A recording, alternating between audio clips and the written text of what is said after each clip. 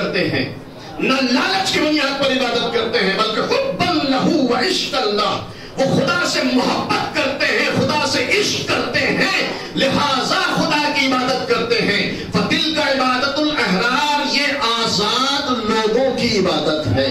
کائنات آدم و عالم میں صرف ایک انسان ایسا ملا جس نے بڑھ کر یہ آواز دی، پالنے والے میں نے تیری عبادت نہ جہنم کے خوف میں کی ہے نہ جنت کے شوق میں کی ہے، اور اللہ تجھے لائق عبادت سمجھا ہے، لہذا تیری عبادت کی۔ صلوات بر محمد۔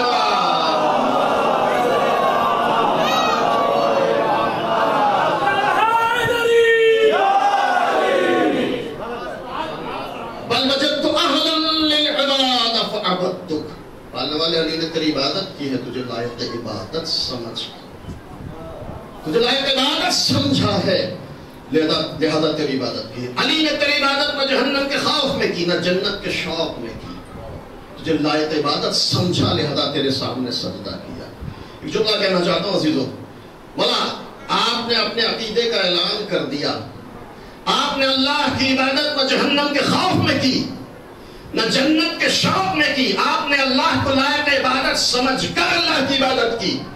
مولا آپ نے اپنے عقیدے کا اعلان کر دیا، مولا دل چاہتا ہے آج ہم بھی اپنے عقیدے کا اعلان کر دیں، یا علی خدا کی قسم ہمیں بھی آپ سے محبت ہے، یا علی ہمیں بھی آپ سے محبت ہے، لیکن یا علی خدا کی قسم کھا کر کہتے ہیں ہماری یہ محبت نہ جہنم کے خوف میں ہے نہ جنت کے شوق میں ہے، یا علی آپ کو لائق محبت سمجھتے ہیں، لہذا محبت کرتے ہیں۔ صلوات بر محمد۔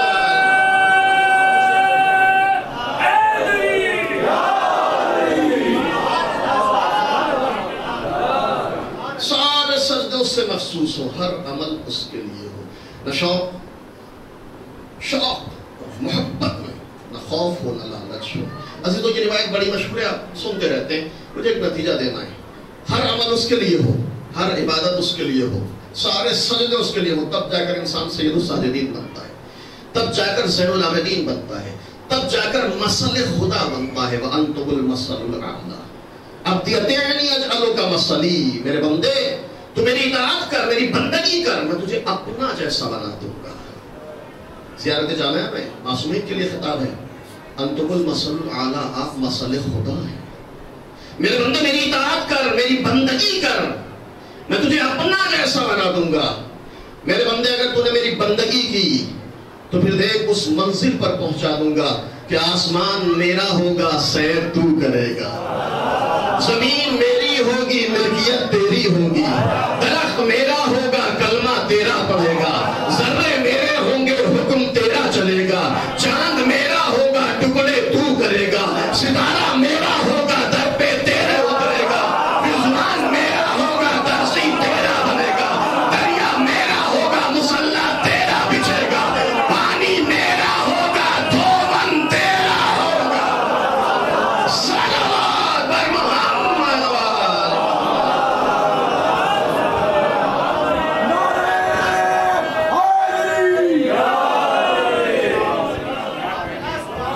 مل جل کر صلوات بھیجیں امت محمد وآلہ محمد۔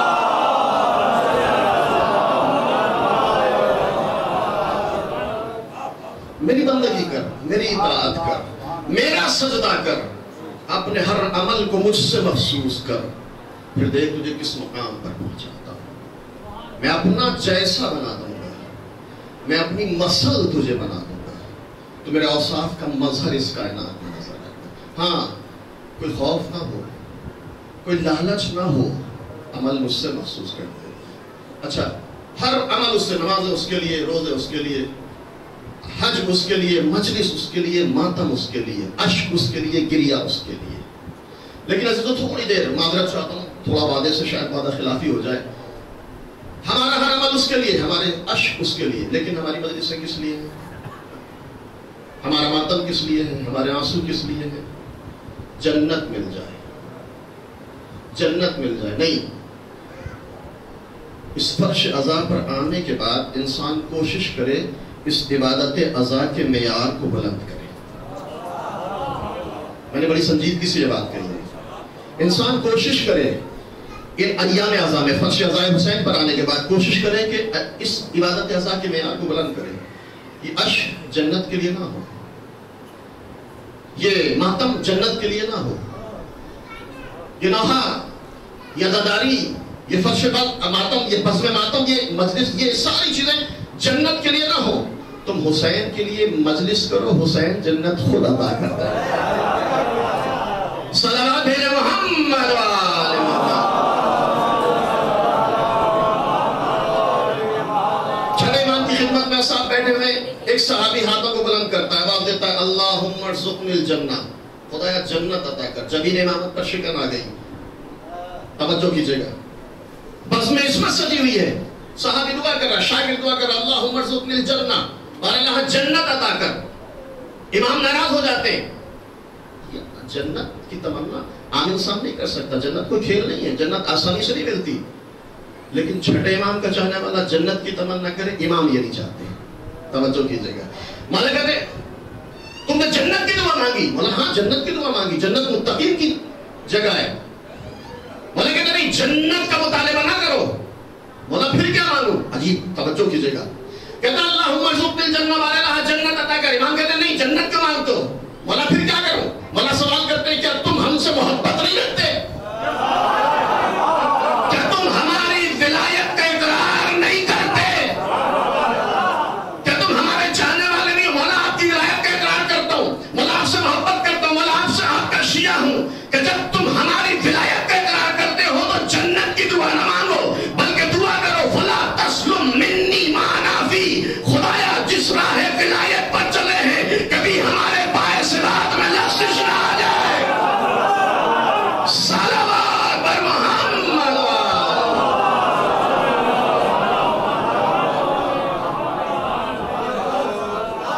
دعا کرو کہ خدا تمہیں اس راہ ولایت سے نہ ہٹے, کوئی کام ایسا نہ ہو کہ راہ ولایت سے ہٹ جاؤ. اگر راہ ولایت پر ہو تو پھر جنت کے مطالبے کی دعا نہ کرو. اب ایک آیت اور پڑھ کر اپنے گفتگو کو آگے لے جانا چاہتا ہوں. سورہ زمر آیت نمبر 23 ارشاد ہوتا ہے وسیق الذین اتقوا ربهم الی الجنہ. بڑی عجیب آیت ہے. وسیق الذین اتقوا ربهم الی الجنہ, اہل بہشت کو بہشت کی طرف دھکیلا جائے گا. جنہوں نے تقوی الہی اختیار کیا انہیں بہشت کی طرف دھکیلا جائے گا. لفظ سیقہ استعمال کیا گیا. عید اللہ زنجانی کہتے ہیں کہ اس آیت کے معنی اور مفاہیم میری سمجھ میں نہیں آ رہے تھے. یہ کیسے ممکن ہے کہ انسان جنتی انسان کو جنت کی طرف دھکیلا جائے, اہل بہشت کو بہشت کی طرف دھکیلا جائے. دھکیلا کہاں جاتا ہے, جہاں انسان جانے کے لیے تیار نہ ہو. سیقہ سائق سے بنا ہے. سائق کہتے ہیں اس چرواہے کو جو گلے کو ہکاتا ہے. مجازن عربی میں ڈرائیور کو بھی سائق کہا جاتا ہے, ڈرائیور بھی گاڑی کو آگے لے جاتا ہے. آیت کیا کہہ رہی ہے وسیق الذین اتقوا ربهم الی الجنہ, اہل بہشت کو بہشت کی طرف دھکیلا جائے گا. آیت اللہ زنجانی کہتے ہیں سمجھ میں نہیں آ رہا تھا یہ اہل بہشت کو بہشت کی طرف دھکیلا جائے, یہ معنی میرے لیے واضح نہیں تھے. کہتے ہیں کہ ذہن پریشان تھا, عقل حیران تھی.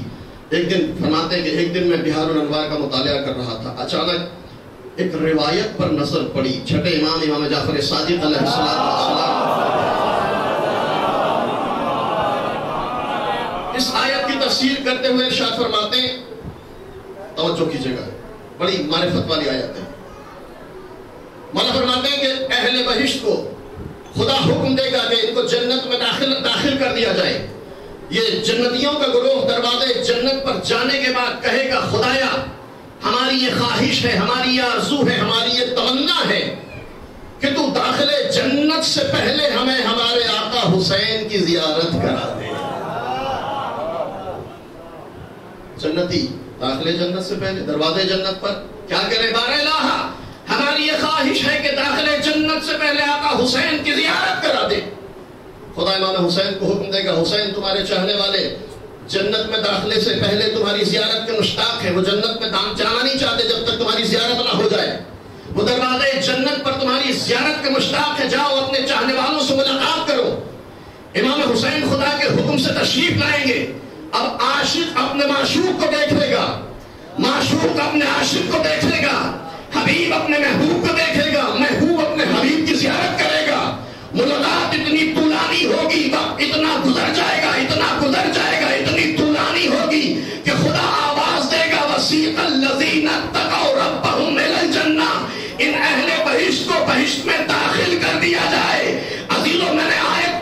تفسیر بیان کر دی. عزیزو یاد رکھیے گا، حقیقی معنی میں حسینی بن جاؤ. اگر حقیقی معنی میں انسان حسینی بن جائے تو جنت کا مشتاق نہیں ہوگا، جنت اس کے انتظار میں بے چین ہوگی. صلوات بر محمد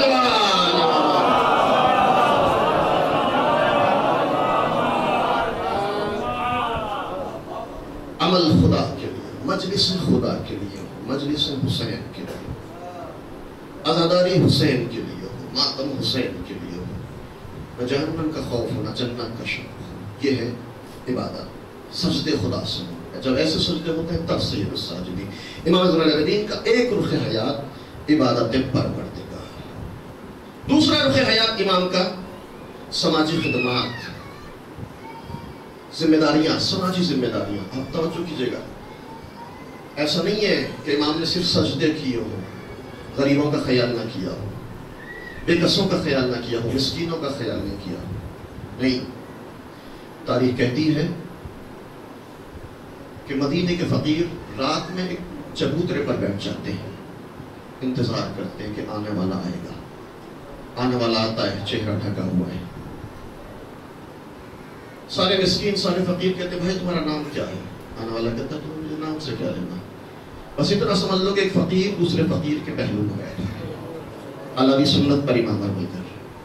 ایک غریب دوسرے غریب کے پاس بیٹھا ہے. نہیں پتا، ان مدینے کے فقیروں کو نہیں پتا کہ کون ہے. اپنے ہاتھوں سے روٹیاں تقسیم کر رہے ہیں. آپ جانتے ہیں کاندھے پر اناج لاد لاد کر امام ایک رات نہیں، مسلسل پوری زندگی امام زین العابدین کی اب تجزیہ کر لیں. ایسا نہیں ہے کہ صرف آپ کی عزاداری کی ہو، ایسا نہیں ہے کہ صرف خدا کی عبادت انجام دی ہو. نہیں، سماج کی ساری ذمہ داریوں کو امام نے انجام دیا ہے. تشیع کی حفاظت کی ہے اس خطان جیسے ماحول میں. صرف نمازیں پڑھ لینے کا نام اسلام نہیں ہے، صرف روزے رکھ لینے کا اسلام نہیں ہے، بلکہ جس طرح امام نے اپنے عمل سے پیغام دیا، پوری زندگی سرمشق حیات کاروان بشریت کے لیے امام کی. امام نے اپنے عمل سے پیغام دیا کہ صرف نمازیں پڑھ لینے کا نام اسلام نہیں ہے، بلکہ جس طرح اللہ کا حق ادا کرتے ہو اسی طرح اللہ کے بندوں کے حقوق کا بھی خیال رہے. ایسا نہ ہو تم پیٹ بھر کر سو جایا ہو، تمہارے پڑوس میں کوئی بھوکا رہے. ایسا نہ ہو تم اپنی زندگی آرام سے گزارو لیکن تمہارے رشتہ داروں میں، تمہارے عزیزوں میں، تمہارے شہر میں، تمہارے محلے میں کوئی بے کس ہو جو نان شبینہ کا محتاج ہو. آپ امام کی زندگی کو دیکھیں. امام سرمشق حیات ہیں، امام آئیڈیل ہیں. خصوصاً آج کے حالات میں ہماری ذمہ داری بنتی ہے کہ امام کی زندگی کو آئیڈیل نمونہ اور سرمشق حیات بنا کر عمل کریں. ایسا تو نہیں ہے کہ ان حالات میں خدا نخواستہ کوئی ہمارا عزیز، کوئی رشتہ دار محلے میں، کوئی عزیز، کوئی دوست، ایسا تو نہیں ہے کہ جو مشکل حالات سے گزر رہا ہو. نہیں، امام کی سیرت طیبہ کا مطالعہ کریں، دیکھیں امام کی سیرت کو دیکھیں. امام کہتے ہیں روایتوں میں ملتا ہے امام فقراء سے بڑی محبت کرتے ہیں، امام غریبوں سے بڑا احترام کرتے ہیں. کسی نے پوچھا فرزند رسول غریبوں کا اتنا خیال، غریبوں کا اتنا احترام، مسکینوں کا اتنا احترام کیوں؟ امام کہتے ہیں کیا تم نہیں دیکھتے کہ انہوں نے میرے فانی مال کو لے کر اس باقی دنیا تک کس طرح پہنچا دیا، بغیر کسی اجرت کے، بغیر کسی معاوضے کے میرے فانی مال کو اس باقی دنیا تک کس طرح پہنچا دیا. اگر میں ان کا احترام نہ کروں تو پھر کس کا احترام؟ روایتوں میں ملتا ہے امام جب کسی فقیر کو کچھ دیتے ہیں تو پہلے اس کا بوسہ لیتے، پہلے چومتے ہیں. مولا کیوں؟ کہ تم نہیں جانتے کہ جو کچھ پہلے فقیر کے ہاتھ پہ جاتا ہے، فقیر کے ہاتھ پہ جانے سے پہلے وہ خدا کے ہاتھ پر جاتا ہے. یہ امام کی سیرت طیبہ ہے. چہرے کو ڈھانپ کر جا رہے ہیں، نہیں معلوم کون ہے بیٹھنا والا. ہاں، جب 25 محرم آئی تو مدینے کے فقیر چبوترے پر بیٹھے آنے والے کا انتظار کر رہے. چھوٹے چھوٹے بچے، آتا تھا، ہر روز آتا تھا، ابھی تک نہیں آیا. رات میں کس سے گزر گیا، نہیں آیا، نہیں معلوم، ہر روز آتا تھا، نہیں آیا. اچانک مدینے کے فقیروں نے دیکھا کہ محلہ بنی ہاشم سے ایک جنازہ ان کے جواب کی شکل میں جا رہا ہے. پیچھے پیچھے لوگ آواز دے رہے ہیں ہائے سجاد، ہائے سجاد، ہائے سجاد. یہ امام کی سیرت طیبہ ہے عزیزو. یہ امام کی زندگی کا ایک رخ ہے. غریب پروری، یتیموں کا خیال، بیواؤں کا دھیان. کہتے ہیں کہ واقعہ ہررہ کے بعد 63 ہجری میں واقعہ ہررہ ہوا ہے. یزید کے سپاہیوں نے مدینہ کو تاراج کر دیا ہے. سینکڑوں خانوادے اور سینکڑوں فیملی کی کفالت امام نے کی ہے.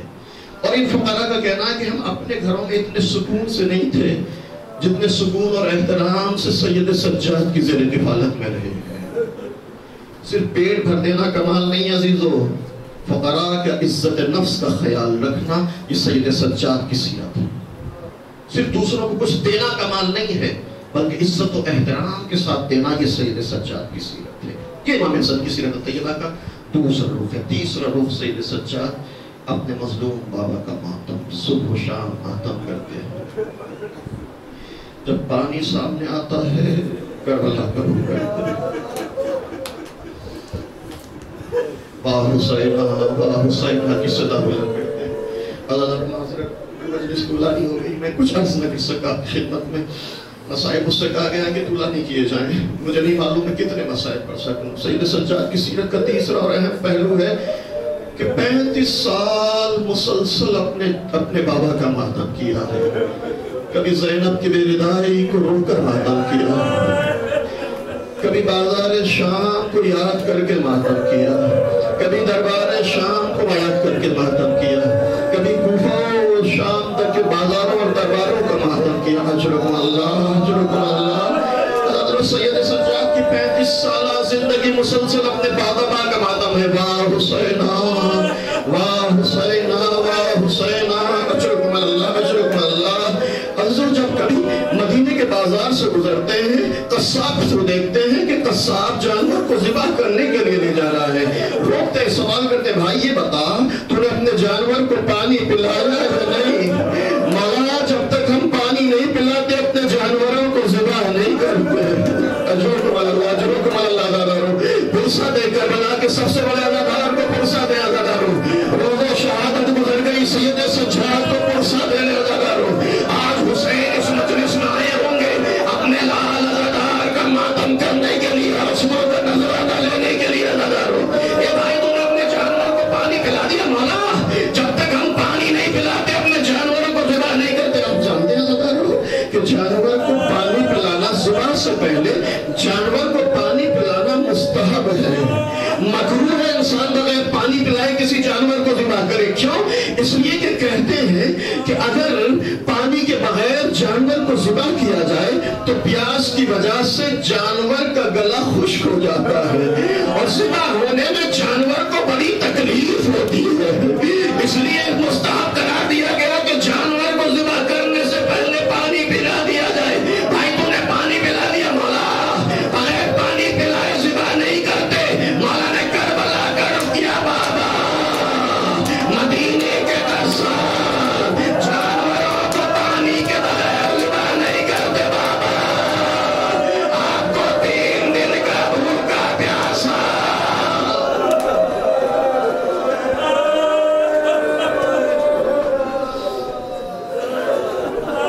اجرکم اللہ اجرکم اللہ. اپنے بابا کی عزاداری کس طرح سید سجاد نے کی ہے. یہ رخ دیکھے سید سجاد کا کس طرح ہر لمحے بابا کا ماتم کر رہے ہیں. مرد شامی آتا ہے مدینے میں تقل باب کیا کنیز گھر سے باہر نکلی کہتا ہے اتنا بتا تیرے آقا کی کیا خصوصیات ہے. میں شام سے آیا ہوں، میں تیرے آقا کی خصوصیات اور صفات کو جاننا چاہتا ہوں. امام کی کنیز کہتی ہے کہ بھائی اتنا جان لے کہ جب سے میں اپنے آقا کی کنیزی میں آئی ہوں میں نے کبھی کسی رات اپنے آقا کے لیے بستر نہ لگایا. اس لیے کہ میرا آقا رات بھر یا معبود کی عبادت کرتا ہے یا فقیروں کا خیال کرتا ہے. میں نے کبھی رات میں اپنے آقا کے لیے بستر نہ لگایا. اور بھائی اتنا بھی سمجھ لے کہ کبھی میں نے دن میں اپنے آقا کے لیے دسترخوان نہیں لگایا. اس لیے کہ میرا آقا دن بھر روزے سے رہتا ہے لیکن جب شام ہوتی ہے جب افطار کا وقت ہوتا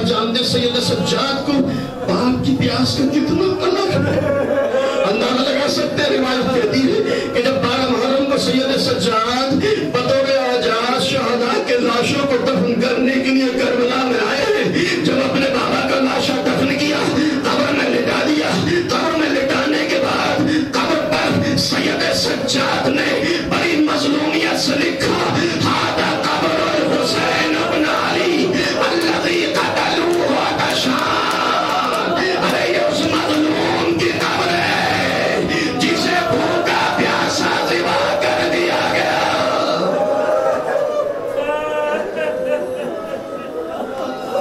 اللہ دارو ہر لمحہ بابا کا ماتم ہے، ہر لمحہ اللہ داری ہے، پرسہ دے اللہ دارو، شہادت کی تاریخ گزر گئی اللہ دارو، حسین کا اللہ دار ہم سے جدا ہو گیا اللہ دارو۔ شاید آج کی مجلس میں آپ سنتے ہیں نا کہ شہزادی ہر مجلس میں آتی ہے نا، فاطمہ ہر مجلس میں پرسہ لینے کے لیے آتی ہے، شاید فاطمہ آج بقی سے تنہا نہ آئی ہو، بلکہ کربلا سے حسین کو اپنے ساتھ لائی ہو۔ میرے لال تیرے عزادار کا ماتم ہو رہا ہے حسین۔ حکم اللہ اپنے بابا کا ذریعہ حسین کا سب سے بڑا عزادار اللہ، ہر لمحہ عزاداری کی ہے بابا کی، مسائل قربانی ہونے ہیں، آپ کریا کریں آنسو بہائیں اللہ۔ روایت کہتی ہے کہ امام مدینے کے بازار سے گزر رہے ہیں، اچانک امام کے کانوں میں ایک آواز آئی، ایک مسافر ایک پردیسی کہہ رہا ہے، انا الغریب فرحمونی، میں پردیسی ہوں، میں غریب الوطن ہوں، مجھ پر رحم کرو۔ امام نے اس کی مدد کی، اسے قریب بلایا، بھائی تو پردیسی ہے، تو مدینے میں غریب الوطن ہے، تو دوسری جگہ سے آیا، اتنا بتا دے کہ اگر تجھے یہاں موت آ جائے اور مدینے کے لوگ تیرے جنازے کو دفن نہ کریں تو تجھ پر کیا گزرے گی؟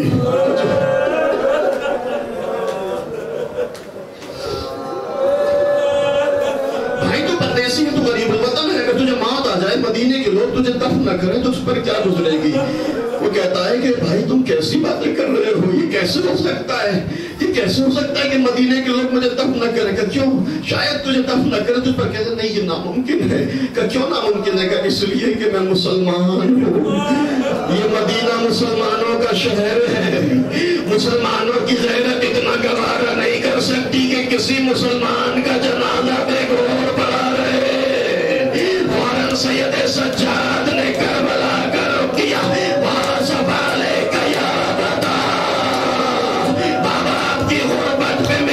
سلام، ایک مسلمان کا جنازہ مسلمانوں کے شہر میں بے گور نہیں رہ سکتا۔ بابا کا جنازہ 3 دن تک خاک کربلا بے گور دفن پر۔ اجرکم اللہ، اجرکم اللہ، خدا ان آوازوں پر رحمت نازل کر، خدا کو کوئی غم نہ دے سوائے غم مظلوم کربلا کے۔ سید سجاد کی کس کس مصیبت کا تذکرہ کیا جائے، کس کس مصیبت کو بیان کیا جائے۔ عزیز سید سجاد کا امتحان عصر عاشور کے بعد شروع ہوا۔ ایک روایت میں پہلے بھی بیان کر چکا ہوں، امام حسن کا امام حسین کا بچپنا ہے، امام حسین گوشہ خانہ میں گریا کر رہے ہیں، امام حسین کا بچپنا ہے، آنسو بہہ رہے ہیں، گھر کی تنہائی میں بیٹھ کر آنسو بہہ رہے ہیں۔ مولا تشریف لاتے ہیں، مولا علی گھر میں آتے ہیں، دیکھا حسین گریا کر رہے ہیں، میرے لال کیوں گریا کر رہے ہو؟ قریب بلایا، میرے لال کیوں آنسو بہا رہے ہو؟ تمہیں کسی نے ستایا ہے حسین، تمہیں کسی نے اذیت دی ہے؟ آقا حسین کہتے ہیں بابا مجھے کسی نے نہیں ستایا، بابا مجھے کسی نے اذیت نہیں کی، میرے لال بتا تم کیوں گریا کر رہے ہو، کیوں آنسو بہا رہے ہو؟ تب حسین کہتے ہیں بابا میں تنہا بیٹھا ہوا تھا، میں اکیلا بیٹھا ہوا تھا کہ اچانک مجھے زینب کی بیویداری کا خیال آ گیا۔ بابا حسین کو تسلی دی، علی نے حسین کو تسلی دی، لیکن میرا دل کہتا ہے شاید علی نے کہا ہو میرے لال حسین، زینب کی بیویداری کا منظر تجھے نہیں سید سجاد کو دیکھنا ہے، میرے لال اس امتحان سے تجھے نہیں، بیمار کربلا کو گزرنا ہے۔ ہاں سید سجاد کا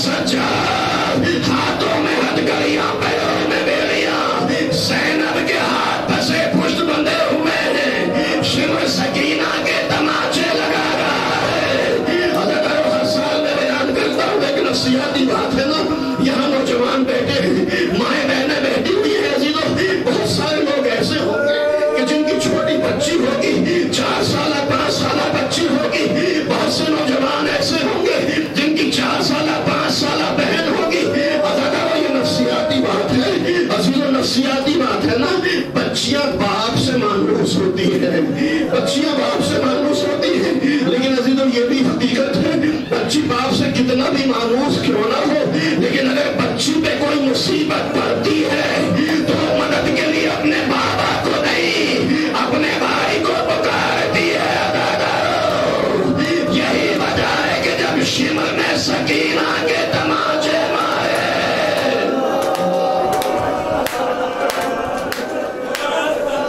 میرے نوجوانوں آج اپنی بہنوں پہ پیار آئے تو سید سجاد کی بے کسی کا ماتم کر لینا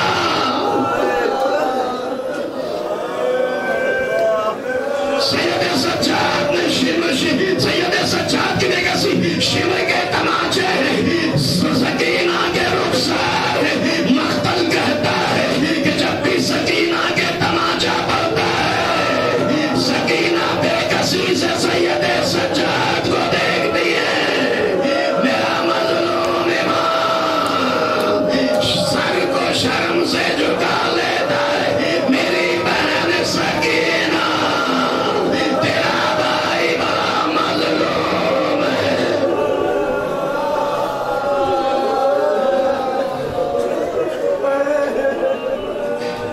اجبکم اللہ خدا انعام پر رحمت نازل کرے چند جملے مسائل کے سننے رحمت تمام کر رہا ہوں ہاں دادا چند جملے سننے سید سجاد کے امتحان کو دیکھیں سید سجاد کے صبر کو دیکھیں عزیزوں بھائیو یہ تبرک بعد میں تقسیم کر لینا بھائی مسائل کرواتے بھائی بعد میں تقسیم کر لینا تھوڑی دیر کے لیے چند جملے مسائل کے سن لیں سید سجاد کا امتحان سید سجاد کی مصیبت ذرا سن عزیزوں یہ قافلہ ٹوٹا ہوا قافلہ دربار کوفہ میں لایا جا رہا ہے بازار کوفہ سے گزارا جا رہا ہے روایت کہتی ہے سید سجاد اتنا مظلوم ہے کہ ایک طرف زینب کا برہنہ سر ہے بیویاں بے مقنع چادر ہیں دوسری طرف نیزوں پر شہداء کے سر ہیں ایک طرف شہداء کے سر دوسری طرف بیویوں کے برہنہ سر سید سجاد کی بے کسی کو دیکھ لیں نامحرموں کا ہجوم ہے بلوائیوں کا ہجوم ہے تماشائیوں کا ہجوم ہے سید سجاد کی بے کسی دیکھیں روایت کہتی ہے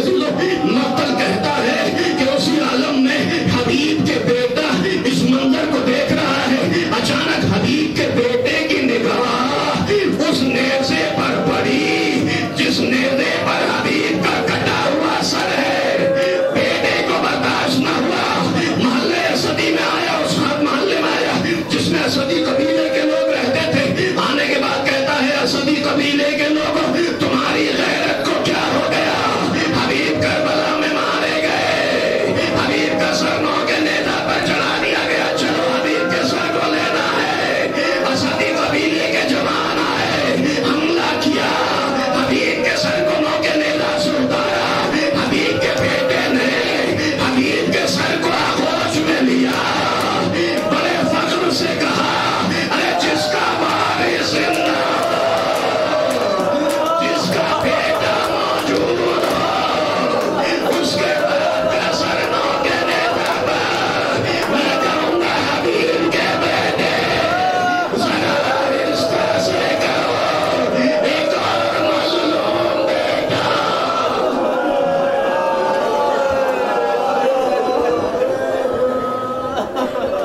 اجرکم اللہ خدا ان آوازوں پر رحمت نازل کر مسائل تمام کر رہا ہوں 25 محرم آ گئی ہمارا امام ہم سے جدا ہو گیا شیعہ یتیم ہو گئے محمد باقر بے کس ہو گئے مدینے کے فقراء کا بھی کوئی پوچھنے والا نہ رہا ولید ابن عبد الملک نے زہر دیا روایت کہتی ہے امام کی حالت یہ ہے شدت ہے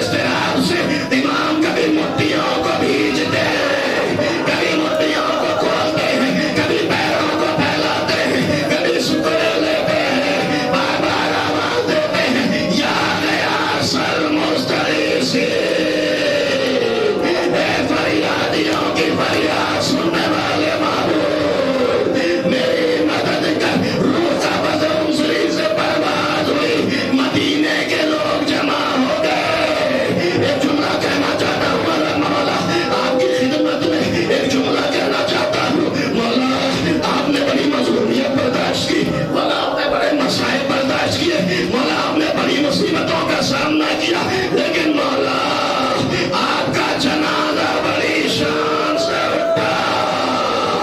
लेकिन मौला रे करबला, आपके बाबा हुसैन का लाशा शिमर का खंजर था, फातिमा की गोदी ज़ैनब की फरियाद थी, सकीना की बेकसी थी, बीवियों में कोहराम था। वाह हुसैन, वाह हुसैन।